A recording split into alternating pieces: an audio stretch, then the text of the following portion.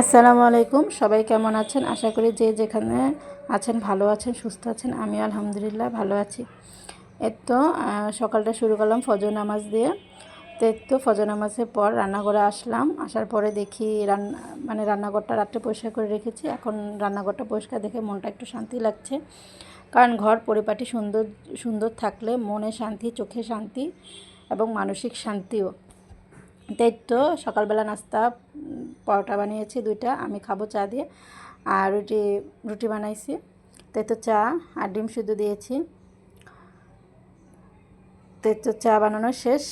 তাই তো ছোটো ছেলেকে দুধ আর পাউরুটি আর কলা দিলাম, আর ডিমও দিয়েছি, কিন্তু এটার ভিডিও করিনি। তাই তো খাওয়া নাস্তা করে আমি বিছানাগুলি সব গুছিয়ে ফেলেছি। তো এটা হলো আমার বেডরুম। তো এই বেডরুমটার গুছিয়ে ভিডিও করলাম। বিছানা যদি গুছানো থাকে তাহলে মনে হয় যে অর্ধেক কাজ শেষ হয়ে গেছে গুছানোর ঘর। তো একটু বিছানাটা গুছিয়ে তো আমি পুরো রুমটা আপনাদের সাথে দেখাচ্ছি। বিছানার চাদর ভালো থাকে না, কারণ ছোট বাচ্চা আছে যেহেতু, নষ্ট করে ফেলে, দাগ পরিয়ে ফেলে, মানে যেটা খাবে সেটাই বিছানার উপরে। তো পুরো ঘরটা আমি দেখিয়ে দিলাম। আমার ছোট্ট একটা বেডরুম, আমার যা আছে তাই দিয়ে আমি গুছিয়ে পরিপাটি করে রাখি।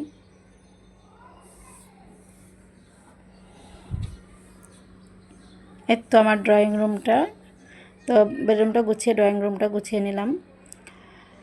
তো ড্রয়িং রুমটা গুছিয়ে আপনাদের সাথে ভিডিও করে দেখাচ্ছি। আজকে কোনো রান্নাবান্না দেখাবো না, শুধু ঘর গুছানো দেখাবো। ছেলে বসে বসে টিভি দেখছে নাস্তা খেয়ে। তো এখন আমি আমার ডাইনিং টেবিল গুছাবো। তো জন্য আমি ডাইনিং টেবিলের রান্নাটা চেঞ্জ করেছি। তো রান্না নিয়ে গেলাম আরেকটা। এটা হলো আমার ছেলেদের আলমারি, সাথে আমারও চাদর, তারপরে মানে টেবিলের রান্নারগুলি, পর্দাগুলি এগুলি থাকে এলোমেলো আর কি। আলমারিটা গুছিয়ে রাখি, কিন্তু ছেলেরা যখন কাপড় চোপড় নেয় এলোমেলো করে ফেলে। তো টেবিলটা গুছিয়ে মুছে নিচ্ছি। প্রতিদিনই মোছা হয়, কিন্তু আজকে একটু সাবান দিয়ে মুছে নিলাম, কারণ সাদা জিনিসে ময়লা হলে দেখা যায়। আর যেহেতু বাচ্চারা ঘরে, ছোট বাচ্চাদের আর কি থাকে, সেজন্য ওরা যা খায় তাই টেবিলে খেলেও ওইটা দিয়ে একদম টেবিলটা ভরে ফেলে। তো প্রতিদিনই ক্লিন করতে হয়। তো আজকে একটু ভালো করে চারিদিক দিয়ে ক্লিন করে তো রান্নাটা দিয়ে দিলাম, যেহেতু রান্নাটা চেঞ্জ করেছি।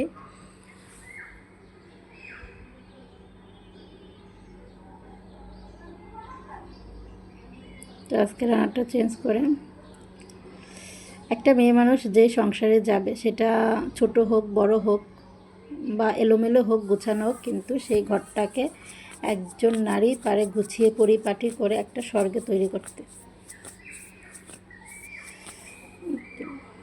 একটা নারী এলোমেলো সংসারটাকে একদম সুন্দর গুছিয়ে পরিপাটি করে রাখে।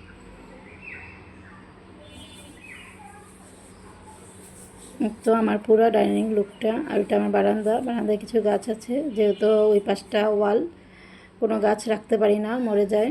তো কিছু ইনডোর প্লান্ট লাগানো আছে। তো পুরো ডাইনিং লুকটা।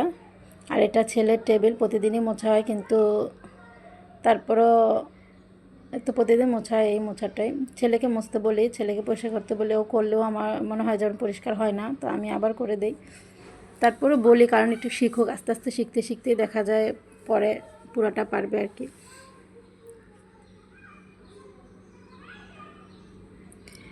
দেখা যায় নিজেই মুছি, নিজেই ক্যামেরা ধরি, এজন্য আর কি একটু মানে ক্যামেরা ভিডিওটা সুন্দর হয় না।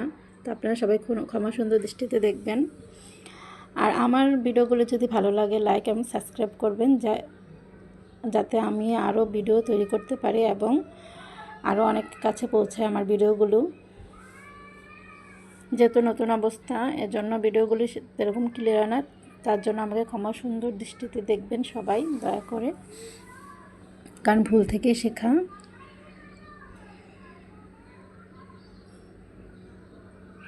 এই তো পুরা টেবিলের লুকটা, পড়ার টেবিল।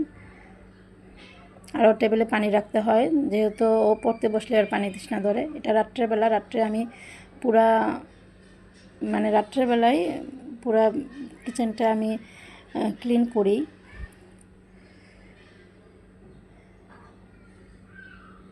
কিচেনেটা আমি দেখা যায় 8টার দিকে ক্লিন করেছি, তখন আমি ভাত বসাইছি কারেন্টের চুলায়। আর আমার গ্যাসের চুলাটা ব্যবহার মানে করাই হয় না বলতে গেলে, শুধু সকাল টাইমে একটু গ্যাস থাকে, ওই সময় ব্যবহার করা হয়। আর সারাদিন টোটালে অফ, যা করো কারেন্টের চুলায়। তো আমার ভাত নাই রান্না করা, তো ভাত বসালাম। আর ঢাকাতে গ্যাসে এত প্রবলেম করে, কিছু কিছু এলাকায়, সব জায়গায় না। আর বৃষ্টি হলে তো কথাই নাই, সারাদিনই থাকে না। এর তো পুরা মানে রান্নাঘরটা পরিষ্কার করে ফেলেছি, থালা বাসন কটা ছিল ওগুলি ধুয়ে ফেলেছি। একটু চুলাটা পরিষ্কারই ছিল, তারপর আবার একটু মুছে নিলাম। আর এটা হচ্ছে ফিল্টার র্যাক, যেহেতু ফিল্টারটা আমার নষ্ট হয়ে গেছে, আমি একটি মানে কারেন্টের ফিল্টার লাগাইছি, এই জন্য আমার এটা আর দরকার নেই, তাই ফিল্টারের একটা আমি কাজে লাগিয়ে ফেলেছি। এখানে আমার মানে খাবার টাবার রাখা যায় বয়মে।